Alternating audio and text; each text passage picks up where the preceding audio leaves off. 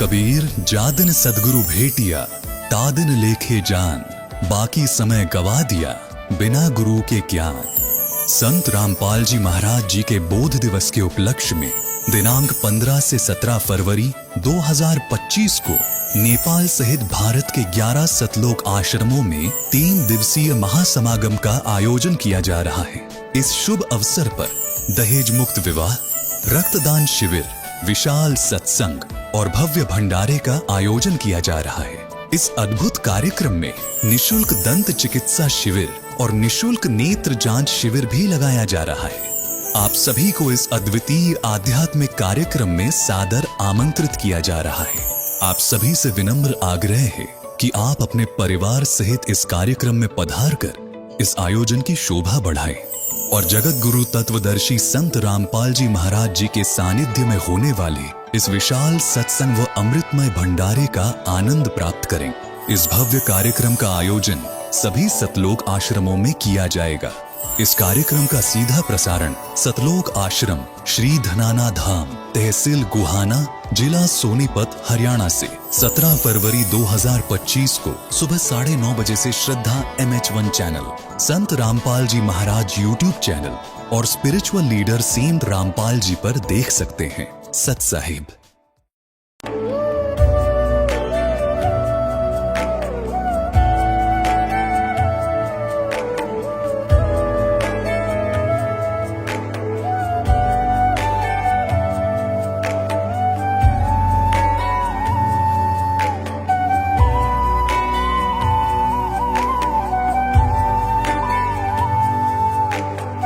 प्रभु राम देव भगवान अल्लाह खुदा ईश आदि नाम एक ही शक्ति के हैं। वो कैसा है, कहां है, कैसे मिलता है, किसने देखा है? ये प्रश्नवाचक चिन्ह पूर्ण रूप से हटाने के लिए अवश्य सुनिए जगत गुरु तत्वदर्शी संत रामपाल जी महाराज के अमृत वचन, सर्व पवित्र धर्मों के पवित्र शास्त्रों के आधार पर। सत साहिब दर्शकों, मनुष्य अपने जीवन में अनेकों भक्ति साधनाएं करता है और हमेशा इस उम्मीद में रहता है कि भक्ति साधना करने से उसको सर्व सुख व शांति मिलेगी, लेकिन अक्सर होता उसके साथ बिल्कुल उल्टा है। वह भक्ति भी करता रहता है और दुखी भी रहता है। दर्शकों, ऐसी ही कहानी थी भिवानी, हरियाणा के निवासी महेंद्र सिंह जी की। महेंद्र सिंह जी ने अपने जीवन में सभी पारंपरिक भक्ति साधना की और जब उन भक्ति साधना से कोई लाभ मिलता ना नजर आया तो इन्होंने सहारा लिया एक गुरु का। इन्होंने डेरा सच्चा सौदा पंथ को अपनाया और गुरमीत राम रहीम द्वारा बताए गए रास्ते पर भी चलने लगे। लेकिन अफसोस, इनको डेरा सच्चा सौदा द्वारा बताई गई भक्ति साधना से भी कोई फर्क नहीं पड़ा। इनके नशे की आदत से परिवार में कलह और आर्थिक परेशानियां ज्यों की त्यों बनी रहती थीं। दर्शकों, महेंद्र सिंह जी का कहना है कि मेरी जिंदगी तब बदली जब मुझे टीवी पर संत रामपाल जी महाराज का सत्संग सुनने का अवसर मिला, जिसके बाद महेंद्र सिंह जी के पैरों तले जमीन खिसक गई। इन्हें समझ आ गया कि मैं जो भक्ति साधना कर रहा हूं वह बिल्कुल शास्त्रों के विरुद्ध है, इसलिए मुझे भगवान से कोई भी लाभ नहीं मिल रहा है। दर्शकों, आज महेंद्र सिंह जी संत रामपाल जी महाराज से नाम दीक्षित है और उनके द्वारा बताई गई भक्ति साधना कर रहे हैं। आइए जानते हैं कि क्या संत रामपाल जी महाराज द्वारा बताई गई भक्ति साधना से महेंद्र जी को कोई लाभ मिला? क्या उनके जीवन की रूपरेखा बदली? आइए जानते हैं कि इसके पीछे की सच्चाई क्या है। सुनते हैं महेंद्र सिंह जी की कहानी उन्हीं की जुबानी। सर नमस्कार। नमस्कार जी, नमस्कार। सर क्या नाम है आपका? मेरा नाम महेंद्र सिंह झाझड़िया है जी। सर कहाँ से आए हैं आप? मैं गारणपुरा गांव है मेरा, तहसील तोसाम है, जिला भिवानी, हरियाणा का रहने वाला हूँ। सर क्या करते हैं आप? मैं जी खेती बाड़ी करता हूँ जी। सर संत रामपाल जी महाराज से नाम दीक्षा कब लिया आपने? मैं रामपाल जी महाराज जी से नाम दीक्षा 2014 में 10वें महीने में लिया था जी। सर संत रामपाल जी महाराज से नाम दीक्षा लेने से पहले आप क्या भक्ति करते थे? संत रामपाल जी महाराज जी से नाम दीक्षा लेने से पहले मैं डेरा सच्चा सौदा सिरसा 1997 से 2010 तक गया हूँ जी। सर डेरा सच्चा सौदा से आपने किस संत से नाम दीक्षा ले रखी थी? संत गुरमीत राम रहीम सिंह से नाम लिया था जी मैंने। सर, उनके द्वारा दी गई भक्ति आपने कितने साल तक की? मैं जी लगभग 13 साल तक उनके दिए मंत्र का जाप किया मैंने। सर, जब आप डेरा सच्चा सौदा से जुड़े हुए थे, भक्ति तो आप कर ही रहे थे, तो फिर आप संत रामपाल जी महाराज की शरण में क्यों आए? जी एक दिन शाम को मैं बैठा था, बैठे बैठे इत्तेफाक से साधना चैनल लग गया और चैनल पर गुरुजी का सत्संग आ रहा था। तो वैसे ही भक्ति सुनने का, ये सत्संग सुनने का मेरे को शौक था, तो मैंने उसके ऊपर ज़्यादा गहरा ध्यान दिया। तो उन बातों से मेरे को ये लगा कि हम जहाँ जा रहे हैं वहाँ तो ऐसे ही इन बातों के बारे में कुछ भी नहीं बताया जा रहा जो ये संत बता रहे हैं। मैंने रामपाल महाराज का सत्संग सुन के महसूस किया और बहुत गहराई से सुना। सुनने के बाद वो टाइम थोड़ी देर के लिए आया, मैंने टाइम चेक किया, भाई ये 7:30 से 8:30 आता है, लगभग 10 या 5 मिनट में सुनने पाया था। अगले दिन मेरे को ये हुआ भाई कल ये क्या टाइम आएगा, इसको देखेंगे। तो मेरे घरवाली बोली कि तू क्यों देखा है इसने? मैं बोला जी इसका ज्ञान देख, तू बैठ तो मेरे साथ। बोला अपन तो सिरसा जाते हैं, 13 साल हो गया अपन जाते हुए, तू ये और आज इसका देखा है कल किसी और का देख लेगा। एक ही जगह रहना चाहिए आदमी ने, नहीं बदलना चाहिए गुरु। माँ बोला तो बदला तो बदल लिए ना, मैं तो इसका सत्संग तो सुनो आप है, कम से कम के बताओ से कंपैरिजन तो करो। तो बोली ठीक है करके देखांगे। अगले दिन फिर मैंने जब वो महसूस किया भाई आज टाइम हो गया, मैं तो बड़ी लगन थी मेरे को, क्योंकि मैं पहले 13 साल से जुड़ा हुआ था और जो मेरे को वो बताया उन्होंने 2 बात ही सुनी थी, 4 बात ही कि ऐसे भक्ति करनी चाहिए, यहाँ प्रमाण है। तो मैं बड़ी गहराई से दूसरे दिन उस टाइम से ही पहले बैठ गया, मतलब जैसे ही सत्संग शुरू हुआ तो मैंने बहुत ध्यान से देखा। जब मैंने उनको वो चैनल पर 2-3 दिन लगातार देखा तो उनका जो बताने का तरीका और पुस्तकों के जो ग्रंथों के हिसाब से उन्होंने जो बताया ना, उसको देख के मैं दंग रह गया जी। क्योंकि जो सिरसा वाले गुरुजी बता रहे थे वो तो बस वो 3 मंत्र देते थे, उनका जाप करते रहो बस। लेकिन इन्होंने जो बताया भाई हम जो ये देते, ये भक्ति करने से यहाँ तक का लाभ है, उससे आगे की भक्ति करोगे वहाँ लाभ मिलेगा, आपको मोक्ष पक्का मिलेगा। जबकि वो तो सीधा ये कहता था कि आपको कुछ करने की जरूरत नहीं है, सुबह 2 बजे उठ के बैठ जाओ। 2 बजे उठा नहीं जाता था, वो भक्ति बनती नहीं थी। और जमींदार आदमी जी 2 बजे उठ के न फिर दिन में काम नहीं होता खेतों में, तो इसलिए हम उससे तो तंग थे। और इसको देख के मैं कहा जी ये तो ये बोल रहा है भाई 108 मंत्र जपने हैं, जब मर्जी जप लो। एक तो ये हमारे दिल में बैठ गई बात। फिर मैं 2-4 दिन 10 दिन लगातार टीवी देखता रहा। तो गुरुजी का जब मैंने ज्ञान सुना तो मैं दंग रह गया उस ज्ञान को सुन के। हे भगवान, ऐसा ज्ञान तो कभी नहीं बताया। मैं तो और भी सत्संग सुनता था और महाराजों को भी, उन्होंने भी नहीं बताया ये ज्ञान। और उस ज्ञान को सुन के कुछ तो हम दुखी थे भगत जी, आपको बताएं। और फिर दूसरी बात कि मोक्ष की, जब हम जमींदार आदमी सारा दिन सुबह से शाम तक काम करें फिर भी शांति नहीं, कुछ शांति की तलाश थी। और इन्होंने ये बताया भाई आप ये मंत्र जपोगे तो आपको शांति भी आएगी, आर्थिक लाभ भी होगा और मोक्ष भी मिलेगा। तो मैं तो ये बात सुन के फिर मेरे को इतनी वो ललक बनी इस ज्ञान को सुनने की और नाम लेने की कि मेरे को नींद नहीं आई रात को। सुबह उठते ही सीधे आश्रम में पहुंचे नाम लेने के लिए। मैं और मेरा लड़का, हमारे घरवाले ने मना कर दिया, बोली मैं तो जाऊँगा नहीं, तुम जाओ, मैं तो वही गुरु रखूँगी। मगर ठीक है तुम वो रखना। सबसे पहले जाते हम वहाँ, जैसे ही इंटर हुए और वहाँ उनके गुरुजी के अनुयायियों का हमने वो देखा आओ बाओ, जैसे हमसे मिले वो, जैसे हम उनको कई दिनों से जानते हैं, बड़े एक ही परिवार जैसे लगे। और बोले आओ पहली बार आए हो? हम बोले जी पहली बार आए। सर, जब आपने संत रामपाल जी महाराज से नाम दीक्षा ली तो संत रामपाल जी महाराज ने जो भक्ति आपको दी है, उस भक्ति को करने के बाद आपको क्या लाभ मिले? तो मैंने संत रामपाल जी महाराज जी से नाम ले लिया। हमारी घरवाली कहने लगी मैं भी लूँगी। वो सिरसा जाती थी 13 साल से। मैं बोला तेरे बस की बात को नहीं हो नाम लेना। बोली क्या बात? तो हम दोनों लिया है, छोरा तो लिया है। मैं बोला तू सूंगा नस्वार, और तम्बाकू सूंघने वाले तो सबसे पहले नशा छुटवाते हैं और नशा तू छोड़ नहीं सकती। वो बोली मैं महाराज जी रामपाल महाराज का नाम लूँगी, देखूँगी। मैं जब सिरसाड़ा इतनी तान मार लिया तो कौन छोड़ी, तो इनके मैं छोड़ दूँगी, जाऊँगी जरूर। मैं कहा ठीक है चल मेरे साथ। तो क्यों घर का मामला था, मैं सोचा झगड़ा करेगी, तेरे को नहीं जान देगी। मैं उसको साथ ले गया। वहाँ ले जाने के बाद जैसे ही उसको बताया ये नियम है, वो दिखाया आश्रम देखते ही पता नहीं गुरुजी की क्या उसके ऊपर रजा हुई। वो कहने लगी मैं तो आप नाम लूँगी। मैं बोला पहले नियम पढ़ो, आप नाम बाद में लेना। बोले तो हम पढ़ के बता दो। हमने बताया भाई मेरे तो एक ही सबसे ज़्यादा परेशानी ये थी कि ये तम्बाकू सूंघती है। मैंने सबसे पहले उसको यही बताया अके तम्बाकू छोड़नी है। बोली छोड़ दूंगी, नाम दिवा दे। नाम लिया उसने, गुरुजी ने जैसे ही उसका आशीर्वाद दिया, उसके बाद घर आते ही उसने वो डिबिये जितने भी इकट्ठे कर रखे थे तम्बाकू के, भगत जी कितने बताऊं आपको, एक गट्ठड़ बांध के बाहर फेंक के आए खाली डिब्बों के उसके।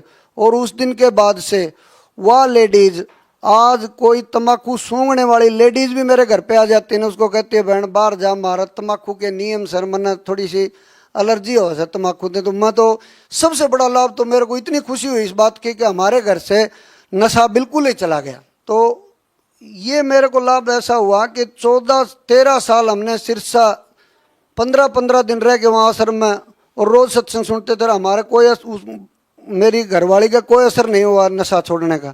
और संत रामपाल जी महाराज के एक आशीर्वाद मात्र से उस दिन के बाद से उसने उस डिबिये को हाथ लगाना तो दूर की बात, कोई सूंघने वाले भी आती है ना तो उससे भी नफरत करती है वो। सर संत रामपाल जी महाराज से नाम दीक्षा लेने के बाद आपको और क्या लाभ मिले? तो सर एक लाभ ये हुआ कि हम रोज सुबह का नित्यनेम और आरती करते थे। तो मैं और मेरा लड़का खेत में पानी लगाने गए और हमारे नहर का टाइम होता है, मतलब 2 घंटे का टाइम है हमारे खेत का, और 2 घंटे में पानी आता है थोड़ा नहर में। तो हम नहर का पानी चोरी करते थे, आरती भी करते थे, चोरी भी करने का मन बना लिया। तो मेरा लड़का कहने लगा पापा अब तो आरती करके आए हो भाई, चोरी जारी करते हैं जाके मुंडे खे, और आप मेरे को बोल रहे हो भाई पाइप डाल दो और पानी लगाएंगे। तो मैं बोले बेटा अपना खेत कौन भी जब पानी लगाए बिना तो बोला देख लिया। हमने पर मन के मते होके और वो पाइप डाल दिया नहर में और पानी चला के खेत में आके बैठ गए दोनों बाप बेटा। तो हम आके बैठ गए, हमें बैठे कम से कम मेरा 2 घंटे का टाइम था नहर का, मेरे खेत तक पानी नहीं आया। तो हमने सोचा पीछे कहीं नाली टूट गई हमारी, और हम दोनों पिता पुत्र भागे नाली जाके देखा तो नहर में ही पानी नहीं है। ये बड़ी ताजुब की बात हुई। मैंने लड़के कह रहा ये तो आप पानी 2 घंटे पहले नहर भरी थी। अब बोला ये तो कोई करिश्मा हो गया। मैं ये क्या करिश्मा हो सकता है भाई, नहर में पानी। हम वो पाइप उठा ले आए अपना खेत में बगा के, हमारा नहर का टाइम चला ही गया था। हम घर आके सो गए तो सुबह उठ के जब मैं खेत में वैसे ही चक्कर मारने गया तो मेरे को कम से कम 1 कनाल जगह पानी की भरनी थी उस चोरी के पानी से। जाके देखा तो सर जी मेरी वो जगह पानी की फुल पाई। मेरे को बाद में नहर में पानी आया, मेरे से बाद वाला जिसका टाइम था वो वैसे ही उसको मैंने बोल दिया नहर थम गई भाई, पानी नहीं है नहर में। वो रात को पानी आया कि पता नहीं गुरुजी की ऐसी रजा हुई कि मेरे को जितना पानी लगाना था उतना पानी मेरी जगह वो फुल मिली मेरे को। अगली बार सत्संग में जब मैं गया तो संत रामपाल जी महाराज आशीर्वाद देते देते आ रहे थे, उस लाइन में मैं भी खड़ा था। तो मैंने प्रार्थना करी गुरुजी मेरा नहर का पानी कम है और मैं पानी के लिए चोरी करनी जरूरी हो जाती है क्योंकि हमारे पानी थोड़ा आता है। संत रामपाल जी ने कहा कि बेटा या तो आप नाम छोड़ दो या फिर चोरी करो, 2 में से एक बात बनेगी, दोनों नहीं चलेंगी। तो मैंने बोला ठीक है गुरुजी मैं नहीं लगाऊंगा महाराज जी पानी। तो उसके बाद इतनी जगह तो मैं बोता हूँ और इतनी जगह मेरा भाई बोता है। मैं बड़ा चिंतित था भाई पानी नहीं लगाएंगे, ट्यूबवेल का पानी लगाएंगे तो उससे उपज कम होती है, नहर के पानी से उपज ज़्यादा होती है, हमारी ये शंका थी दिमाग में। तो भाई तो नहर का पानी चोरी करके लगा रहा था और मैं ट्यूबवेल से सिंचाई कर रहा था, और मेरे दिमाग में ये बात घर कर गई कि अब की बार तो फसल कम हो गई अपनी। मैं थ्रेसर लेके आया खेत में, पहले भाई ने निकलवाई, उसके खेत में 2 एकड़ में 80 मन गेहूँ हुई, और मेरे उसके बाद थ्रेसर लगा गेहूँ निकालने लगे तो मेरे खेत में सर जी आप विश्वास नहीं करोगे 125 मन गेहूँ पैदा हुए 2 एकड़ में। मैं उसी टाइम हे बंदी छोड़, मेरे मन से ये निकला कि ये क्या कमाल हो गया भाई। भाई भी चिंतित हुआ, बोला यार मैं इतना पानी नहर का लगाया, तूने एक ही पानी लगाया था नहर का, तो सारी ट्यूबवेल से सिंचाई कर रहा है, तेरे खेत में इतनी ज्यादा गेहूं कैसे हुई, तूने मेरे भरोटे ठा लिए कि वो तो अपने मजाक में बोल रहा था, लेकिन मैं संत रामपाल जी महाराज को मन ही मन धन्यवाद कर रहा था। गुरुदेव मेरे को नहीं पता था, हम तो अनजान जीव हैं, हमें नहीं पता था कि ऐसा भी हो सकता। मैं आपको क्या बताऊं सर, उस टाइम कोई मेरे पास शब्द नहीं था, मैं अंदर से इतना वो भावुक हो गया कि क्या करें, कैसे हुआ ये। गुरुजी ने तो इतना बड़ा वो कर दिया, इतनी आप भक्ति भी नहीं करते, आप तो चोरी की सोचते थे। तो लड़का बोला पापा अब की बार सत्संग में जाएंगे तो आप संत रामपाल जी महाराज जी को बताना है ये बात। मैं बोला पक्का बताऊंगा। और अगले सत्संग में जैसे ही उस लाइन में मेरा नंबर आया, मैंने गुरु जी से कहा, गुरुदेव अब तो सबूत दीजिए, हम नहीं समझते आपकी छोटी छोटी बातों को। आपने तो नहर का पानी चोरी करने से मना किया था, लेकिन मैं नहीं समझा कि मेरी खेत में पैदावार भी इतनी ज्यादा हो जाएगी, मैं नहीं समझ सका था। तो उन्होंने मेरे सिर में थप्पड़ मार के कहा विश्वास रखो पगले, ऐसे मत किया करो तुम लोग। उस दिन मेरे को बहुत दृढ़ विश्वास हुआ भगत जी। उस दिन के बाद से हमने ना तो कभी नहर की तरफ देखा भाई पानी है या नहीं है, बस अपने को तो खेत में काम करना, पानी है तो नहर का लगा लिया, नहीं ट्यूबवेल का लगाना। और कभी भी फिर हमने ये जो लोग सारे गांव में बिजली की चोरी करते हैं, और लड़का बोला पापा मीटर ठीक करा ले और तार नहीं लगाना, अपन जो बिल होगा पक्का भरेंगे। मैं बोला पहले तो अपन नहीं भरते थे, बोला गुरु जी का नाम लिया तो यो भी भर के देख। उसके बाद से मेरा बिजली का बिल कंटिन्यू आ रहा, लेकिन इतना लिमिट में आता है कि भगत जी मैं अफोर्ड कर सकता हूँ उसको, और कंटिन्यू बिजली का बिल भर रहा हूँ। हमें अब चोरी से इतना डर लगता है कि पाप होगा, और अगर कोई भी ये महसूस कर लेगा तो ये अपने एक भ्रष्टाचार मिट जाएगा। मैं तो ये महसूस किया वहाँ जाके। सर बात करें समाज सुधार की, तो संत रामपाल जी महाराज का एक समाज सुधार में क्या योगदान है?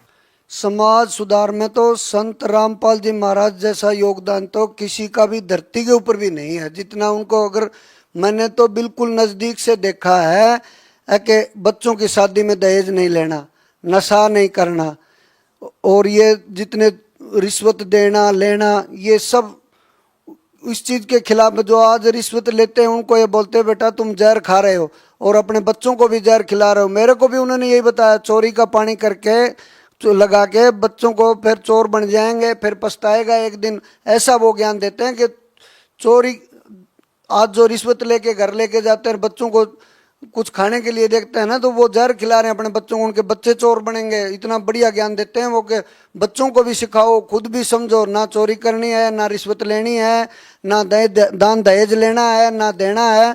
इस तरह का समाज सुधार में सबसे बड़ा योगदान कर रहे हैं। सर जैसा कि आपने बताया कि आपकी पत्नी डेरा सच्चा सौदा से लगातार 13 साल से जुड़ी रही, और उसके बावजूद भी वो लगातार नशा करती रही, लेकिन जब उन्होंने संत रामपाल जी महाराज से नाम दीक्षा ली और उन्होंने नशा त्याग दिया, तो सर ऐसा संत रामपाल जी महाराज ने उनको नशा छुड़वाने के लिए कोई दवाई या जड़ी बूटी दी थी? सर मैं आपको एक आश्चर्य की बात बताना चाहता हूँ कि मेरे गुरु रामपाल जी महाराज के आशीर्वाद में वो शक्ति है कि आज कहीं भी कोई भी जब मेरे अभी इस चैनल को देख रहा है, वो महसूस करना हमारा इकट्ठ जहाँ भी जाता है, उनमें एक आदमी को भी वो दिखा दे बीड़ी सिगरेट या कोई भी नशा करते हुए, मैं सारी उम्र उसका गुलामी करने के लिए तैयार हूँ। मैं उसका जूता और मेरा सिर जो एक हमारे भगत को, संत रामपाल महाराज के शिष्य को नशा करते हुए दिखा दे। हमारे 80 लाख के लगभग अनुयायी हैं, और ना ही वो दहेज के लेते हैं ना देते हैं। जी बहुत बहुत धन्यवाद। नमस्कार जी। दर्शकों, अभी आपने सुने संत रामपाल जी महाराज से दीक्षा प्राप्त करके सुखी हुए भक्त के अनुभव। अब देखिए जगत गुरु तत्वदर्शी संत रामपाल जी महाराज के मंगल प्रवचन। अब विचार करके देखो, विष्णु जी को श्राप दे दिया किसने? नारद जी ने। क्यों? क्योंकि उसने हरि का रूप मांगा था विवाह करवाने के लिए, और कहते विष्णु जी ने उसका बंदर का मुख लगा दिया, जिस कारण से नारद जी ने भगवान विष्णु को श्राप दे दिया। उस श्रापवश भगवान श्री विष्णु श्री रामचंद्र रूप में राजा दशरथ के घर जन्म लिया। श्री रामचंद्र जी का जीवन देख लो, वो कितना सुखी रहे होंगे। श्री विष्णु जी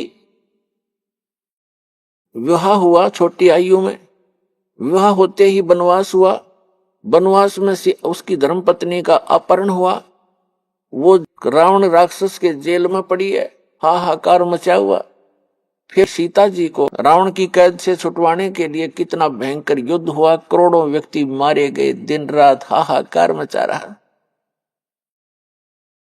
और उसके बाद फिर सीता जी को वापस लाए, अग्नि परीक्षा लेकर, अग्नि परीक्षा माने कि सीता जी को अग्नि में बैठा दिया था चिता के ऊपर कि यदि तूने रावण से संपर्क किया है तो जल जाएगी, और नहीं किया है तो तू निष्कलंक है, तो अग्नि से जलेगी नहीं।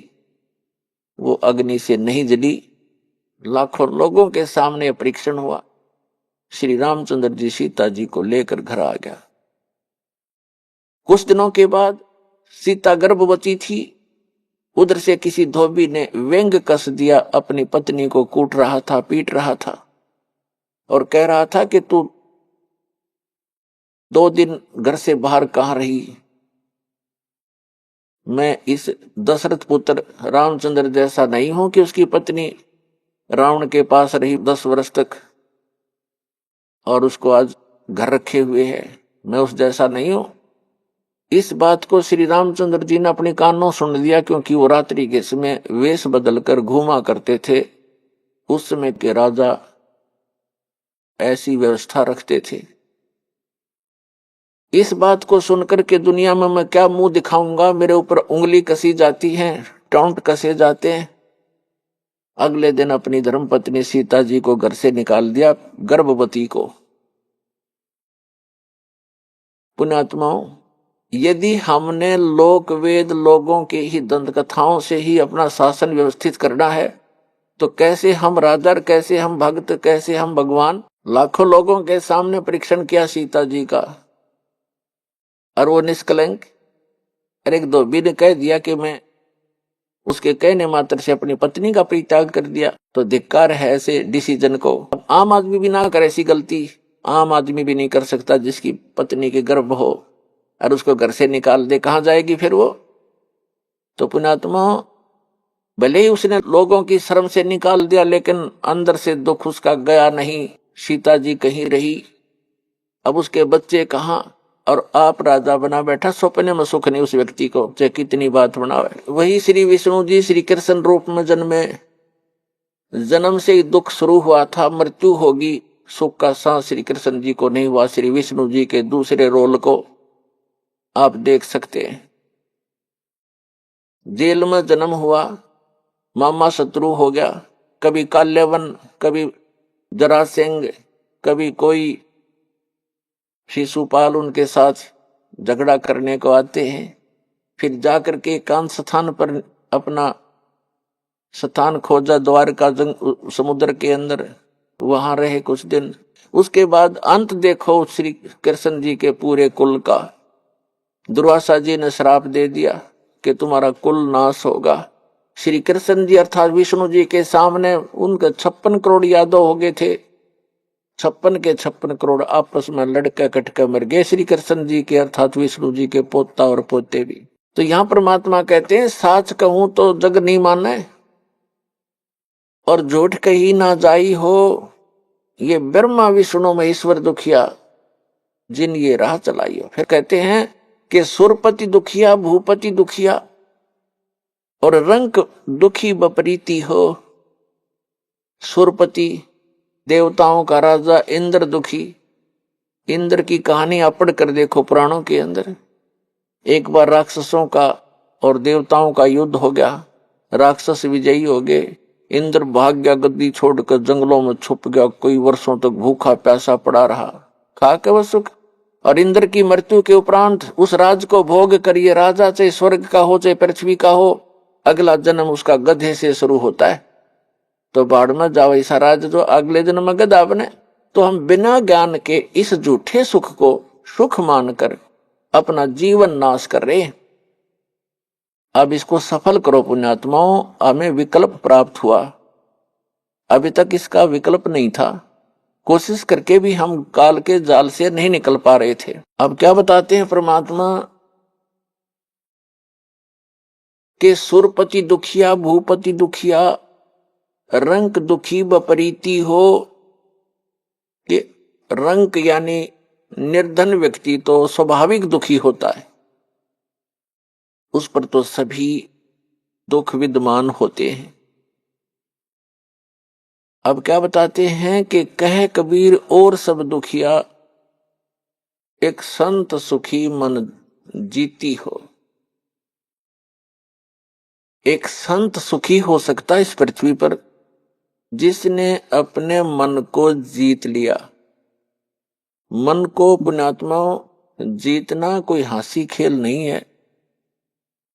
और गीता में लिखा है कि अर्जुन ने पूछा कि हे भगवान, आप कहते हो कि मन और इंद्रियों को रोक के एकांत स्थान पर ध्यान लगावे, तो अर्जुन कहता है भगवान इस मन को रोकना बड़ा कठिन है। इस बात को गीता ज्ञानदाता भी कहता है कि मन को रोकना तो वायु तूफान को रोकने के तुल्य है। फिर भी कहा है कि कोशिश करे, उसका अभ्यास करने से उसका कुछ राहत मिल सकती है। ये तो है एक वेद ज्ञान जो इनकम्प्लीट है,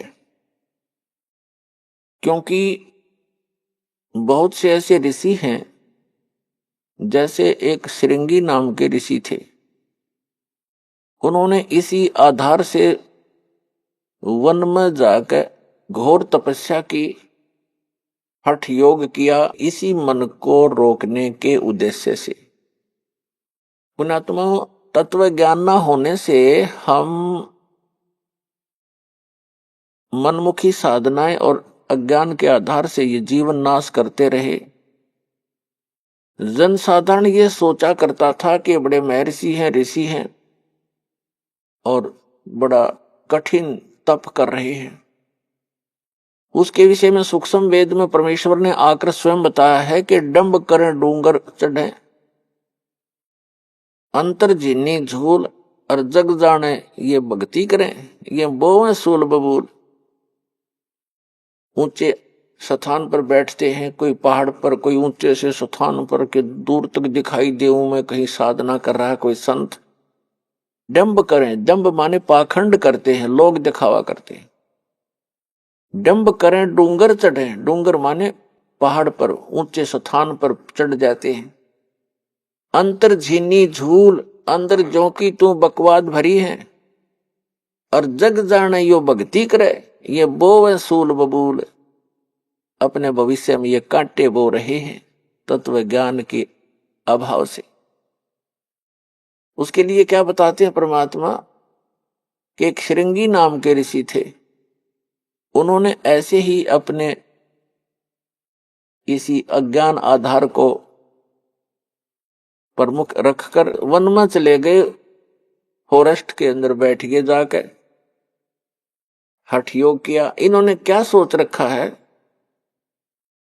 कि पहले अपनी इंद्रियों को काबू करें, और ताकि ये भक्ति में फिर बाधक ना हो। इस उद्देश्य को लेकर के दूसरा वो रखते हैं कि जैसे वन में चले भी गए तो भूख प्यास सताती है। उसके लिए ये महापुरुष क्या करते हैं कि खेचरी मुद्रा का प्रयोग किया करते थे। खेचरी मुद्रा, जैसे कई पंथ हैं, जैसे ये अंसा देश वाले तो इससे पे गाटा जोड़ रहे हैं। खेचरी मुद्रा, जीभ को उलट कर तालू पर लगा ले और कान बंद करके ये नाद क्रिया, ये तो बालकों के खिलौने हैं, मन कल्पित ये अपना ड्रामा है इस जीवन को नष्ट करने का। तो इसी आधार से श्रृंगी ऋषि ने अमृत क्रिया को सिद्ध किया। जैसा कि ये संत बताते हैं, ये तो इनको तो कख भी पता नहीं अमृत क्रिया क्या होती है। तालू का जीभ लगा लो ऐसे मोड़ कर, और कहते हैं फिर इस तालू से अमृत टपकेगा। ये तो लाल टपके हैं, अमृत थोड़ा टपकेगा इससे। बकवाद करें। ये एक ऐसी क्रिया है जैसे जीभा को वापस मोड़ेंगे और तालू के लगाने की हम चेष्टा करेंगे तो हमारी नाड़ियां कसती हैं जो जीभा से और मस्तिष्क से संबंधित है। हमारे इस शरीर के अंदर इस तालू के ऊपर, ये जो तालू है लटक रहा है हमारे, इसके ऊपर एक थोड़ा सा स्थान है, वो कम प्लेस है, और उसके अंदर एक अमृत भरा रहता है सदा। और वो अमृत वहां से सीधा चल के नीचे जाता है नाभि के पास, ऑटोमेटिक चल रहा है वो। और उसको एक कुंडलनी शक्ति है, कुंडलनी शक्ति बोले, नागिनी कहा संतों ने। उसकी 2 जिह्वा हैं सर्प जैसी, और वो उस अमृत को वो पीती रहती है, शरीर में नहीं जा पाता, वो उसको वो चूस करके नष्ट कर देती है। उसके अंदर एक ऐसी क्रिया है। तो फिर क्या होता है, जब हम श्वास क्रिया को अभ्यास करते हैं श्वास का, और वो श्वास के साथ ऐसे खड़ी है, ऐसे उसका नाभि के जहां वो अमृत टपकता है ऊपर से जाकर नाभि के पास, उसका मुंह बिल्कुल उसके ऊपर है ऐसे। और जब हम श्वास क्रिया का अभ्यास करेंगे, उस श्वास क्रिया से उसका मुंह ऐसे नीचे को हो जाएगा, और फिर वो अमृत जो है पूरे शरीर में जाना शुरू हो जाएगा। श्वास क्रिया से तो उसका मुंह टेढ़ा होगा, ऐसे नहीं रहेगा ऊपर को, वो ऐसे मुड़ जाएगा नीचे को। जो ऐसे टपक रहा था अमृत, उसको वो खा रही थी, फिर वो ऐसे हो जाएगी, उस पे उसके मुंह पे नहीं जाएगा।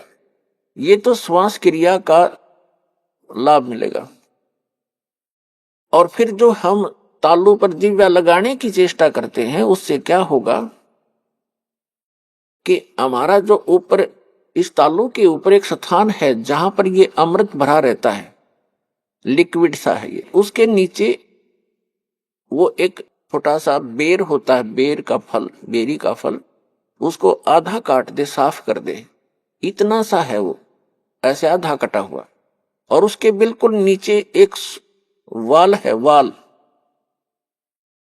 और उसके ऊपर एक छोटी सी नाड़ी टिकी हुई है जो उस वाल के सुराख को रोक रही है। श्वास क्रिया से तो नागिनी का फन नीचे को हो जाएगा, और फिर वो नीचे जाना शुरू होगा, और जिस रास्ते से फिर वो जाएगा उस नागिनी के हाथ नहीं लगेगा, वो पूरा शरीर में व्याप्त हो जाएगा।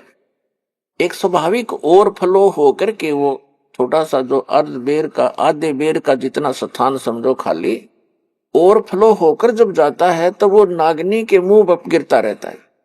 तो अब वो चाहे उस सुराख से जाएगा और चाहे वैसे ऊपर के ओवरफ्लो होकर जाएगा, तो उस कुंडलनी जो नागिनी है उसके नाभि के चारों तरफ, नाभि के पास हमारी सभी पूरे शरीर की नाड़ियां इकट्ठी हो जाती हैं। उनका एक ऐसा बंध है वहां पर, उसके ऊपर वो ऐसे लपेटी हुई है जैसे आपने देखा हो वृक्ष के ऊपर बेल होती है पीली सी, तो ऐसे वो लपेटा लगाए रहती है, उसको नाड़ियों में नहीं जाने देती, और ऊपर से जो आता उसको स्वयं चूस लेती है। तो फिर वो नाड़ियों की जकड़ ढीली कर देती है, वो अपने आप मुरझा जाती है, क्योंकि उसको श्वास की क्रिया से वो बंद हो जाती। और फिर उससे जो हम जिह्वा का अभ्यास करते हैं, तो जो तालु है ऊपर जहां सरोवर है, जिसको मान सरोवर कहते हैं शरीर में, जहां पर यह अमृत भरा हुआ है, उसका नीचे का सुराख थोड़ा सा खुल जाता है, उससे फिर अमृत टपकना प्रारंभ करता है। अब कहने का भाव ये है कि ये सारा कुछ भी हो गया, आपकी कुंडलनी शक्ति भी जागृत होगी, और वो नागिनी भी दबगी, नीचे को होगी, और उधर से आपकी अमृत क्रिया भी सिद्ध होगी। फिर अब क्या होगा, उससे क्या होता है कि शरीर के अंदर ज्यादा भोजन आहार की आवश्यकता नहीं रहती। शरीर बगैर खाए भी वर्षों तक रह सकता है, और भक्ति से ही मिली नहीं तो 1-1 लाख वर्ष तक बैठ कर चले गए, फिर गधे की योनि पाई। इन क्रियाओं से क्या लाभ हुआ, जैसे खेत संवार लिया, बा दिया, घास उसका अड़ंगा खत्म कर दिया, और खूब, और बीज बोया नहीं, बीज है नहीं, गेहूं के स्थान पर भांग बोली, यानी सत मंत्र ना जाप करके अन्य मंत्रों का जाप कर लिया, वो भांग बो दी। तो भांग जीवन रक्षक नहीं है, जीवन नाशक है। तो अन्य मंत्रों से सिद्धियां आ गई इन ऋषि महर्षियों के पास, जो इनके जीवन की नाशक बन गई। आम जनता में तो ये ऐसे हो गए जैसे प्रभु पाक के आम जैसे जनसाधारण के लिए तो ये बहुत बड़ी बात होगी। जैसे अगस्त ऋषि जी ने सारे जीवन में डले डोक है एक सिद्धि प्राप्त की, सातों समुद्रों को एक ही घूंट में पी लिया, और फिर प्रार्थना करने पर इनको वापस छोड़ दिया, तो फिर क्या अमर हो गया? आम आदमी के लिए तो बहुत बड़ी पहाड़ है, 1 क्विंटल पानी नहीं पी सकता एक आदमी, तो 10 किलो मुश्किल से पिया जा को गढ़ाई मर पड़ के, और उसने सातों समुद्रों को पी लिया, तो जनसाधारण के लिए तो भगवान सिद्ध हो गया वो। लेकिन कख नहीं था, वेदात्म ज्ञान की तराजू में उसको तोल कर देखेंगे -0 था वो। अब जैसे प्रसंग चल रहा है, एक श्रृंगी ऋषि था, उसने ऐसी ये अमृत क्रिया सिद्ध करके और पूरे शरीर को साध लिया जैसा वो सोच रहे थे। और फिर क्या करता था वो, सारे दिन में एक वृक्ष की छाल पर एक बार दिन में जिह्वा लगाता था, ऐसे चाटता था, उसी से संतुष्ट हो जाता था, क्योंकि उसने अमृत क्रिया को सिद्ध कर रखा था। तो उसको इस बात का गर्व हो गया कि अब तूने अपनी इंद्रियों पर काबू पा लिया। वो ऋषि अयोध्या नगरी के पास बाहर बनी में, बाहर जंगल में, वन में, गांव से थोड़ा आधा किलोमीटर की दूरी पर रास्ते के साथ में बैठ गया, वृक्ष की तरफ मुंह करके, और सारा दिन में एक बार वृक्ष के छाल को जिह्वा से चाटे और बस ध्यान मगन रहे। कुछ ही दिनों में आने जाने वालों ने देखा कि एक महापुरुष बैठे हैं, ना खाते हैं, ना पीते हैं, ना सोते हैं और ना उठते हैं। आसपास पूरी नगरी अयोध्या के लिए एक बहुत बड़े जो है अचंभे की बात थी। नगर के लोग देखने जाने लगे, सारा सारा दिन बैठे रहते थे, सारी सारी रात बैठे रहते थे। जब उनको पक्का यकीन हो गया कि सचमुच महापुरुष के ये तो भगवान से मिल चुका है, सारे नगर में तहलका मच गया। राजा दशरथ तक बात गई। राजा भी स्वयं वहां पर गए अपने परिवार समेत संत के दर्शनार्थ, लेकिन संत मस्त हैं, ना किसी से बोलते हैं और न ही दिन रात में कहीं उठते और बैठते हैं, ना जाते हैं, ना कुछ पीते हैं, ना खाते हैं। उनके साथ उनकी बेटी भी गई राजा दशरथ की। श्री रामचंद्र जी और अन्य का जन्म तो बहुत बाद में हुआ है, उसमें उनकी एक पुत्री थी। अब राजा की लड़की प्रतिदिन अपनी नौकरानियों के साथ वहां जाने लगी। उसने किसी वैद्य को बुलाकर पूछा किसी व्यक्ति से कि ये ऋषि बात करे तब बात बने, कोई आशीर्वाद प्राप्त करें हम। तो एक वैद्य ने बताया कि जहां ये जिह्वा से चाटता है वहां पर मधु का लेप कर दिया जाए, यानी शहद लगा दिया जाए। अगले दिन उस राजा की लड़की दशरथ की बेटी ने ऐसा ही करवा दिया। जहां वो जिह्वा लगाता था वहां शहद लेप दिया थोड़ा सा। पहले दिन एक बार जिह्वा लगाता था, पहले वो, उस दिन उसने 2-3 बार चाटा, क्यों स्वादिष्ट लगा। अगले दिन तो कुछ ज्यादा लगा दिया तो और ज्यादा चाटा। धीरे धीरे उसका जो है भूख जागृत होगी। फिर उसको खीर ख्यार खिलाने लग गए। कुछ दिन के बाद वो हलवा पूरी खाने लग गया। अपने पिता की आज्ञा लेकर लड़की ने कहा कि ऐसे महापुरुष को पिताजी घर ले चलते हैं। राजा दशरथ ने उनको गुरु धारण कर लिया। श्रृंगी ऋषि युवा थे, अपने घर पर रख लिए और उन्हीं की देख रेख में, उन्हीं की आज्ञा से पुत्र प्राप्ति के लिए एक अनुष्ठान की तैयारी की। और उससे पहले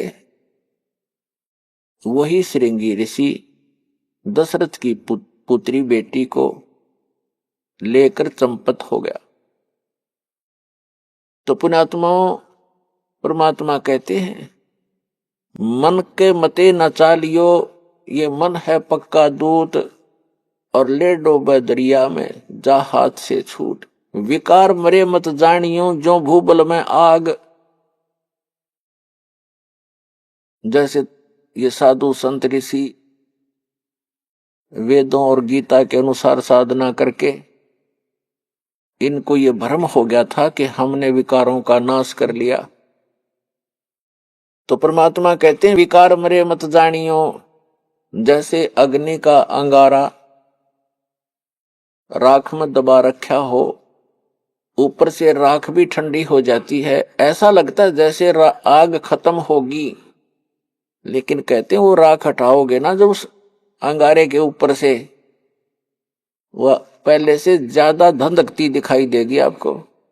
तो यहां परमात्मा कहते हैं, विकार मरे मत जानियो, जो भूबल में आगे। अब ये विकार मरेंगे कैसे? वो क्रिया वही है, लेकिन उनके अंदर जैसे श्वास उश्वास की क्रिया क्या चीज है,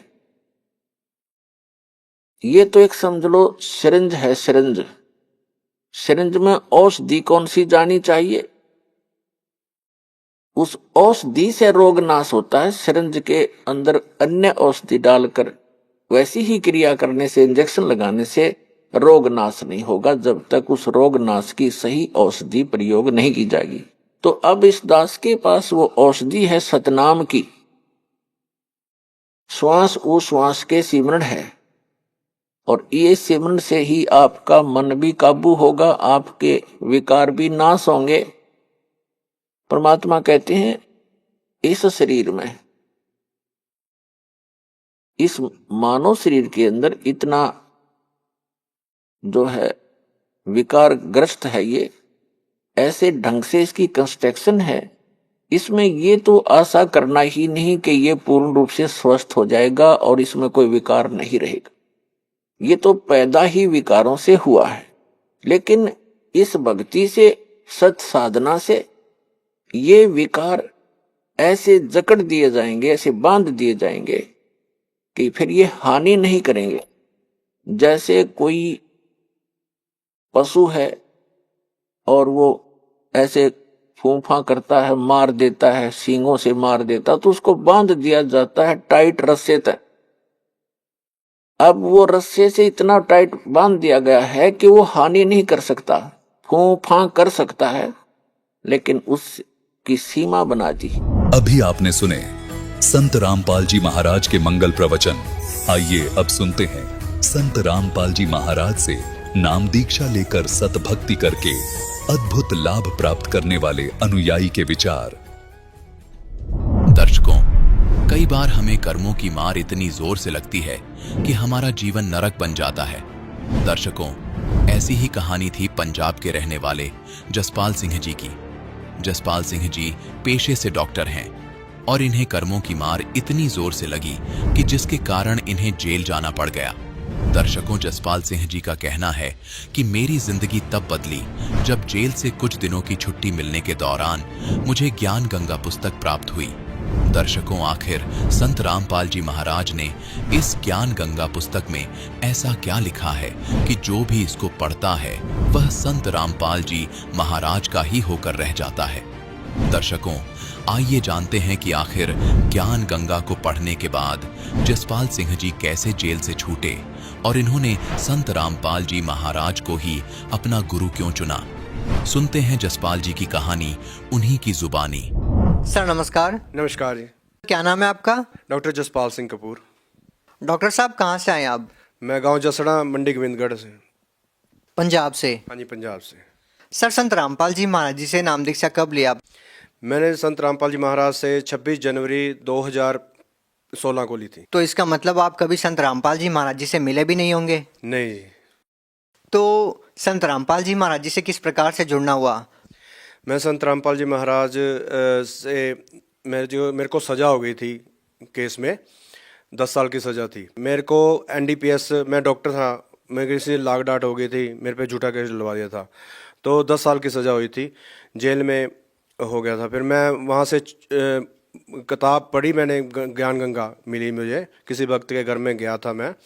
लेकिन आपने बताया आप तो जेल में थे। मैं छुट्टी पे आया हुआ था, पैरोल पे, मैं 42 दिन की छुट्टी पे आया हुआ था। तो किसी के भक्त के घर में, भक्त नहीं, किसी के रिलेटिव भक्त किसी के घर में गया था, तो वहाँ पर ज्ञान गंगा बुक पड़ी थी, तो मैंने उठा के देखा उसको, मैं 2 पन्ने पढ़े। मैं गुरुजी उनसे कहा, उनको भक्तों को कहा मैंने, क्या मैं ये बुक पढ़ सकता हूँ, ये बाबा जी कौन है?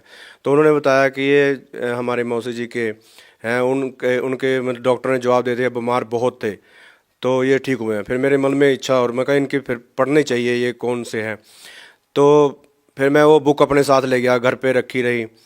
तो फिर मैंने जब उसको पढ़ा थोड़ा होता, तो ज्ञान अजीब लगा मुझे पढ़ के, और ये भी हुआ कि उसमें बहुत कुछ ऐसी बातें लिखी हुई थी कि जो कभी मैंने सुनी नहीं और पढ़ी नहीं थी, तो और सच्चा भी लग रहा था। फिर मैंने मिला के भी देखा उसके बारे में, पूरी खोजबीन की। मैं शाम को सुनता था भक्तजनों के जो भी विचार आते थे टीवी पे, कई साधु महाराजों के। फिर कुदरती संत रामपाल जी महाराज का चैनल लग गया, साधना टीवी पे आ रहे थे, तो वो सुन के मैंने कहा ये तो वही बाबा जी हैं जो किताब में हैं। तो मेरे अंदर जो क्वेश्चन थे, जो मतलब कि सारी इच्छाएं थी कि मैंने परमात्मा के बारे में जो हल नहीं हो रहा था कि गुरु नानक देव जी गुरु कौन है, कुछ ये भी बातें, और वो सारी क्वेश्चन मन में हल कर दिए। दिल में एक मतलब ठंडक सी जैसे पड़ गई हो, बहुत ही यानी मन को संतुष्टि हुई कि यही सच्चा ज्ञान है। जो साधु संत हैं ये जो बताते हैं परमात्मा के बारे में, और अपना अज्ञान घोल रखा है उन्होंने कि परमात्मा को एक तरफ तो निराकार बताते हैं, फिर सचखंड और सतलोक की बातें भी करते हैं। संत रामपाल जी बताते हैं कि जैसे सूरज का प्रकाश आ रहा है, अगर हम सूरज को निराकार कहें तो ये कैसे हो सकता है, अभी सूरज है नहीं और उसका प्रकाश आ रहा है। ऐसे ही परमात्मा अगर सचखंड है तो वहाँ पर कोई तो रहता है, वहाँ पर कोई परमात्मा है, और वो कण कण में व्यापक है, हर इंसान के अंदर समाये हुए हैं, अपने अंदर हैं। सिर्फ विश्वास करके, गुरु जी कहते हैं और संत रामपाल जी कहते हैं, सिर्फ विश्वास करके देखो, मैं तो हर एक में समाया हुआ हूँ। तो इसी के मतलब कि मैंने जब वो पढ़ा, मेरे ज्ञान मतलब हृदय में समाने लगा परमात्मा का, तो मैं उनसे मतलब कि फिर मैंने छुट्टी चला गया अंदर। फिर मेरे को ये नहीं पता था कि मैं कहाँ से नामदान कैसे लूँ। सर, आप पहले क्या भक्ति साधना करते थे? मैंने अमृत पान किया हुआ था पहले 8-9 साल, बहुत मतलब कि कठिन साधनाएं भी की, मतलब कि 12-12 बजे 1-1 बजे तक सतनाम वाहिगुरु का सिमरन भी करता था। और जो भी जैसे कोई बता देता था कि परमात्मा के दर्शन ऐसे किए जाते हैं, हठ योग करना है ना, सुबह उठ के 12-1 बजे तक बैठे रहना, 2-2, 2.5, 3-3 घंटे मंत्र जाप करने, ऐसे तुम्हें गुरु नानक देव जी के दर्शन होंगे, ऐसे फल प्राप्त होगा, हैं ये करने से ये होगा। बस जैसे जैसे लोग बता देते थे, कोई साधु संत बता देते थे, वैसे वैसे हम साधना करने लग जाते थे। हमें कुछ भी 1% भी लाभ नहीं हुआ। ये इसके चलते मेरे 10 साल तक एक टांग में जख्म हो गया था, और वो 10 साल तक मैं डॉक्टरों क्या, कोई बाबा नहीं छोड़ा, हर एक जगह भटका, कोई आराम नहीं हुआ मुझे। सर, आपने बताया कि आप पेशे से एक डॉक्टर हैं और आप अपनी शारीरिक बीमारी तो दूर कर सकते थे, लेकिन आपने बताया कि आप जेल में थे और आपको एक पुस्तक मिली जब आप छुट्टी पे आए हुए थे, तो कहीं ना कहीं उस बुक को पढ़ करके आपको उम्मीद की किरण जगी और आपको लगा कि आपको कुछ राहत मिल सकती है। तो किस प्रकार की आप राहत चाहते थे, किस प्रकार की उमंग आपके मन में जगी? क्या पुस्तक को पढ़ करके आप सोच रहे थे उस टाइम पे? मैंने पुस्तक अपना संत रामपाल जी के जो विचार थे मुझे वो इतने अच्छे लगे कि मतलब एक तो जैसे वो बताते हैं समाज सुधार का, जैसे उन्होंने दहेज प्रथा के बारे में, और नशा, मैं नशा भी बहुत करने लग गया था, दारू शराब इतनी पी जाता था कि बहुत ज़्यादा, और नशे और भी कई नशे करने लग गया था। तो जो ये संत रामपाल जी का सबसे पहले यही है कि नशा छुड़वाने का। तो और जो बाबे और संत बताते थे खाते पीते सभी हैं, फिर भक्ति भी करी जाते थे, उनसे फ़ायदा तो कुछ होता नहीं था। पर इसमें सबसे पहली कंडीशन ये है कि आप नशा त्यागोगे, फिर ही भक्ति मार्ग पे आप लग सकते हो। आपने पुस्तक को पढ़ा और किस प्रकार से आप संत रामपाल जी महाराज जी से मिले, उनसे नाम दीक्षा ली? मैंने फिर जब मैं अगली छुट्टी पैरोल पे आया, पीली पट्टी आती है उस पे मैंने सत्संग चलता है गुरुजी का, मैंने वहाँ पर नंबर देखे और वहाँ से कांटेक्ट किया। तो फिर सर आप संत रामपाल जी महाराज जी से कैसे जुड़ पाए? आपको पुस्तक मिली, उसके बाद आप कैसे जुड़ पाए? क्योंकि ये किस समय की बात है जिस समय पे आप बता रहे हैं? ये 2015 की बात है। तो मैं जब छुट्टी पे आया हुआ था दिसंबर 2015 की, तो मैंने संत रामपाल जी महाराज के सत्संग सुनने प्रारंभ किए। जब भी मैं छुट्टी पे आता था, और जेल में भी हम सुनते थे, टीवी पे आते थे, तो वहाँ से हमने नंबर नोट किए थे। तो मैंने आश्रम में फ़ोन किया, तो वहाँ से मुझे यहाँ पर कोऑर्डिनेटर का पता बताया, तो उनसे मैंने कांटेक्ट किया, तो यहाँ पे मुझे नामदान मिला जब छुट्टी पे आया था। मैं ये चाहता था कि मुझे जो दुख तकलीफ़ें और ज़िंदगी में हताशा मिली थी, मेरी माताजी भी बीमार हो गए थे कैंसर के, जब मुझे सज़ा हुई थी तो कैंसर से बहुत पीड़ित हो गए थे वो, एकदम बहुत ही ज़्यादा, उनकी टांगें भी खड़ गई थी और डॉक्टर को दिखाया, कोई मतलब कि इलाज नहीं था। तो उसके सज़ा होने के जब मैं पैरोल पे आया था, तो मेरी माताजी 1 महीना उनके पास रहा, फिर उस जो दोबारा छुट्टी पे चला गया तो माताजी की डेथ हो गई थी। फिर मन इतना हताश होगा कि माताजी जो हमें नाम के साथ जोड़ते थे, गुरुद्वारे लेके जाते थे और दिन भर पाठ पूजा में लगाते थे, आप भी पाठ पूजा किया करते थे, और उनसे क्या मिला उनको? कुछ नहीं, सिर्फ कैंसर से इतनी बुरी तरह तड़प तड़प के मौत हुई उनकी कि मन में यही हुआ कि अगर दुख को काट नहीं सकते, कोई है जो इस संसारिक इस हम दुखों से निजात दिला सकता है। फिर जो ज्ञान पढ़ा हमने रामपाल जी के महाराज का, तो उससे हमें यही आशा की किरण जागी कि हमें एक यही संत है जो हमसे दुखों से छुटकारा दिला सकते हैं। तो एक आशा की किरण ये भी थी कि केस हो गया, 10 साल की सज़ा हो गई, तो परिवार भी बिखर गया। तो कहीं ना कहीं एक आशा की किरण ये भी थी कि शायद मेरे केस का शायद मुझे सज़ा से भी निजात यही और दुखों से निजात ये दिलवा सकते हैं। दरअसल आप अभी हैरान रह जाएंगे जो मैं आपको बताऊंगा। ज्ञान गंगा मैंने बुक पढ़ी और संत रामपाल जी महाराज का ज्ञान मैंने स्वीकार किया, उसके साथ जुड़ा, उससे क्या लाभ हुआ मुझे, उससे मैं आपके सामने एक पैरोल पे आया हुआ या दोषी मुजरिम नहीं हूँ। मैं एक आम भारत का एक आम नागरिक और बाइज्जत बरी हुआ हाई कोर्ट से, जिसके प्रमाण भी मेरे पास हैं। तो मैं एक बाइज्जत बरी हुआ, मुझे उस संत रामपाल जी महाराज की दया से बाइज्जत बरी हुआ, जिससे मुझे उनसे उम्मीद थी, वो उम्मीद मेरी पूरी हो गई और मुझे आज बाइज्जत बरी मैं आपके सामने और संसार के सामने खड़ा हूँ। कितने साल की सजा आपको हुई? मुझे 10 साल की सजा हुई थी और मैं संत रामपाल जी महाराज से 2016 में ज्ञान लिया था और 2018 में मुझे बाइज्जत बरी कर दिया गया, जिसका ये प्रमाण भी मेरे पास है। आपका मानना है कि संत रामपाल जी महाराज जी की वजह से ही आप बरी हुए? जी हाँ, 100% हमने गुरुजी से अरदास लगवाई थी और गुरुजी ने कहा था कबीर पेशवा दया करेंगे। और जो आज लोग मानने को तैयार नहीं है कि एक कोई 10 साल का कैदी बंदा बाइज्जत बरी भी हो सकता है। सर और क्या कहना चाहेंगे, संत रामपाल जी महाराज जी से नाम दीक्षा लेने के बाद और क्या लाभ मिले आपको? और लाभ ये मेरे को परमात्मा की खोज थी और जिसकी कठिन साधनाएं करते थे, मंदिर में भी जाते थे, हनुमान चालीसा पढ़ते थे और बहुत सी ऐसी जो भी बता देते थे वैसी भक्ति करने लग जाते थे। मतलब तड़प थी एक अंदर के और परमात्मा के बारे में पता चला। और जिस दिन नामदान लिया उस दिन हृदय में ठंडक बढ़ गई और इतने मतलब के लाभ हुए। सबसे बड़ा लाभ तो यही है कि मेरे को जो 10 साल की सज़ा हुई थी उससे बाइज्जत बरी हो गया और दूसरा मेरी धर्मपत्नी जो थी, उनको यानी पित्ते का ऑपरेशन करवाया था, उन्हें कुछ भी हजम नहीं होता था, बहुत ज़्यादा दर्द होने लग जाता था, बहुत इलाज करवाए लेकिन उनसे आराम नहीं हुआ। नामदान लेने के बाद ही जब ही तुरंत गुरु जी की कृपा से, संत रामपाल जी महाराज की कृपा से वो तकलीफ सदा के लिए ख़त्म हो गई। सर, इस साइंस के ज़माने में, आधुनिकता के इस दौर में लोग जब बीमार होते हैं तो डॉक्टरों के पास जाते हैं। आप खुद एक डॉक्टर हैं और आप कह रहे हैं कि आप संत की शरण में जाते हैं जब किसी प्रकार की शारीरिक प्रॉब्लम होती है। ये भी अपने आप में एक हैरान करने वाली बात है। क्या कहना चाहेंगे? जी, ये कोई हमको कोई दवाई नहीं देते संत जी, सिर्फ जो उनका नामदान हम लेते हैं, जो नाम जपते हैं, मंत्र जपते हैं, उनसे ही एक ऐसी पावर आ जाती है, पॉजिटिव पावर आ जाती है, जिससे बीमारी अपने आप ही दूर हो जाती है। एक ऐसी शक्ति आ जाती है इंसान में, और जो कि नेगेटिविटी जो है, बीमारियां हैं, ये अपने आप ही दूर हो जाती हैं। सर, लोगों की कैंसर जैसी भयानक बीमारियां ठीक हो रही है, आप एक डॉक्टर हैं, आप ये अच्छे से समझते हैं। कैसे बगैर किसी इलाज के एक कैंसर जैसी बीमारी ठीक हो सकती है? जी हाँ, ये आपको एक हास्यास्पद बात लगेगी कि कैंसर जैसी बीमारियां एक नाम लेने के वजह से ठीक हो जाती है। ये बिल्कुल सत्य है कि कैंसर क्या, परमात्मा कहते हैं संत रामपाल जी महाराज कि कैंसर का बाप भी आ जाए वो भी ठीक होके जाएगा। सिर्फ मर्यादा में रहते हुए आप भक्ति कीजिए।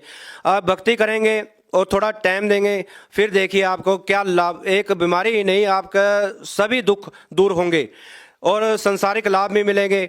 सर, कहीं आप संत रामपाल जी महाराज से इसलिए तो प्रभावित नहीं है कि आप जेल से छूट गए हैं या आपकी बीमारी ठीक हो गई है? सर, अगर हम सॉलिड चीज़ की बात करें कि वास्तव में ही लोग इस बात पे विश्वास करें, क्योंकि लोग तो ये भी सोच सकते हैं ना कि आपके वकील ने अच्छी पैरवी की हो, या हो सकता है कि बीमारी ज़्यादा बड़ी ना हो, इसलिए आपको आराम मिल गया हो, इसलिए आपको राहत मिल गई हो जेल से। एक वाजिब चीज़ क्या है जिससे लोग वास्तव में ही समझे कि जो संत रामपाल जी महाराज हैं वो वास्तव में ही पूर्ण संत है? जैसे कि आपने कहा, ये सॉलिड चीज़ क्या है? सॉलिड चीज़ तो परमात्मा का ज्ञान है। संत रामपाल जी महाराज ने मेरे को जब बरी कराया तो मैं उनको केवल एक महान संत ही जान पाया था, और जब मैंने बाहर आके मैंने और उनके बारे में जाना और ज्ञान ग्रहण किया तो मुझे वो एक महान संत ही नहीं बल्कि भगवान नजर आए, जो कुछ भी कर सकते हैं। कोई भी बीमारी और कुछ भी केस तो क्या, वो कुछ भी कर सकते हैं संसार में। ये बस मैं ये बता नहीं सकता। सर, आप भगत समाज को क्या संदेश देना चाहेंगे? जी, मैं भगत समाज से संदेश तो नहीं, मैं हाथ जोड़ के प्रार्थना करना चाहूँगा भगत समाज से कि छोटे मोटे फायदे तो आपको संत रामपाल जी महाराज कहते हैं कि ये तो रूंगे में मिलेंगे। संसारिक सुख तो मेन है 84 से मुक्ति, जो आप 84 के जामे से हम कथा गाने से सुनते आ रहे थे आज तक कि हमें 84 से मुक्ति ऐसे मिलेगी, भक्ति करने से मिलेगी। हम भक्ति किए जा रहे थे पर हमें ये नहीं पता कि सच्ची भक्ति कौन सी है और क्या करने से। बस साधना किए जा रहे थे, किया जाए, रिपीटेशन करते थे, पाठ कर लिया, सुबह कर लिया, शाम को कर लिया, जाए मत्था टेक लिया जहाँ भी कहते थे शायद वहाँ से हमें शांति मिल जाए, पर होता कुछ नहीं था। और बल्कि हमारे दुख तकलीफें और बढ़ती जा रही थी। और अब पता चलता है कि जैसे आपका एक गुरु जी का ऐसा ज्ञान है संत रामपाल जी महाराज का, जैसे मक्खन, हम दूध को रिड़कते हैं तो मक्खन ही निकलता है, पानी रिड़कने से मक्खन नहीं निकलेगा। तो इस तरह जैसे वो मक्खन निकलता है, इसी तरह इस ज्ञान का पता लगता है कि भी हाँ भी ये वाकई ये ज्ञान है। सर, आप नशे के संबंधित केस में ही जेल में गए और ये भी कहा जाता है कि पंजाब में नशा भारी मात्रा में प्रयोग किया जाता है। तो सर, हम आपसे ये भी जानना चाहेंगे कि जैसे कि आपने बताया कि आप जेल में बहुत ज़्यादा नशा करने लग गए थे, तो इस बारे में आप क्या कहना चाहेंगे? क्या अभी भी आप नशा करते हैं? जी नहीं, अब संत रामपाल जी महाराज का ज्ञान पढ़ने के बाद तो मैं तो क्या, कोई भी इंसान उस नशे को हाथ तक नहीं लगाएगा। तो ये ज्ञान ही ऐसा है कि अपने दिल ही नहीं करता कि नशा करने को, और कोई बातें भी करता है या कोई बीड़ी सिगरेट भी पीता है सामने कोई शराब, तो उल्टी वोमिटिंग जैसा होने लग जाता है। और संत रामपाल जी महाराज का ज्ञान पढ़िए, बताइए, तभी आप इस नशे जैसी इस कृत्यों से और जो भी समाज में ये कृतियाँ फैली हुई हैं, दहेज प्रथा वगैरह, इनसे हम छुटकारा पा सकते हैं। सर, जब मैं जेल में था तो वहाँ पे मेरी ड्यूटी लाइब्रेरी में लगी थी। तो लाइब्रेरी में मैंने वहाँ पर संत रामपाल जी महाराज के डिप्टी साहब से आज्ञा लेके मैंने वहाँ पे किताबें रखी, ज्ञान गंगा, भक्ति से भगवान तक, गीता तेरा ज्ञान अमृत, और भी कई किताबें थी। तो वो जो लोग आते थे कि कोई अच्छी सी किताब दीजिए हमें, तो मैं उन्हें कहता था कि अगर आप परमात्मा के बारे में जानना चाहते हैं और नशे से छुटकारा पाना चाहते हैं तो हमें कहते थे कि हाँ ऐसी ही किताब हमें दीजिए जिससे हमें, फिर मैं उन्हें ज्ञान गंगा देता था या भक्ति से भगवान तक देता था। वो पढ़ के हर कोई इंस्पायर हुआ, उससे हर कोई प्रभावित हुआ कि हमें और भी ज्ञान, हमें और किताबें दीजिए। और इसी तरह परमात्मा ने वहाँ पर मुझे पुस्तकों की सेवा भी ली और लोगों को बहुत अच्छा लगा ज्ञान, और बहुत ही लोगों को लाभ भी हुए। कोई किताब लेके जाता था, वो कहता था कि मुझे किताब रखने से ही मात्र मुझे लाभ हुए हैं, मेरे केस का हल हो गया जो मुझे आशा नज़र नहीं आती थी। इसलिए मैं यही जन जन से यही कहना चाहूँगा कि आप उनके किताबों को, उनकी धार्मिक किताबों को, पुस्तकों को पढ़ के देखिए और मिलान करके देखिए, फिर आपको उसके बारे में पता लगेगा कि सच क्या है और झूठ क्या है। जी धन्यवाद। सच है।